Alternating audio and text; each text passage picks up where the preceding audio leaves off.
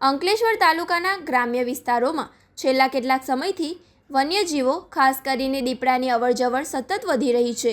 તાલુકાના સેંગપુર ગામ ખાતે આવેલી કેશુબાપાની વાડીમાં છેલ્લા ઘણા દિવસોથી દીપડો વારંવાર નજરે પડતા ખેડૂતો અને સ્થાનિક ગ્રામજનોમાં ભારે ફફડાટ અને ભયનો માહોલ સર્જાયો હતો.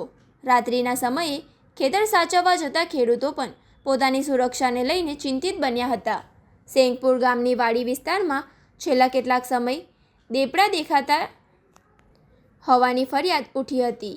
દીપડાની વારંવાર સક્રિયતા અને અવરજવરના પગલે ગ્રામજનો દ્વારા વન વિભાગને ત્વરિત જાણ કરવામાં આવી હતી.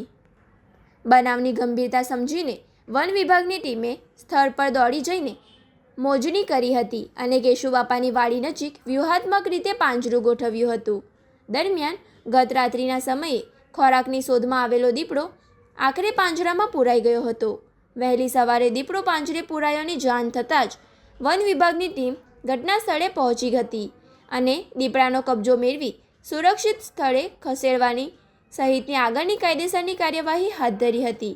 દીપડો સફળતાપૂર્વક પકડાઈ જતા શેખપુર તેમજ આસપાસના ગ્રામ્ય વિસ્તારોમાં ખેડૂતો અને સીમ વિસ્તારના રહીશોએ રાહતનો શ્વાસ લીધો છે. ખેતરમાં જતા ભયભીત ખેડૂતો માટે હાલ પૂરતી ભયમુક્ત સ્થિતિ સર્જાઈ છે.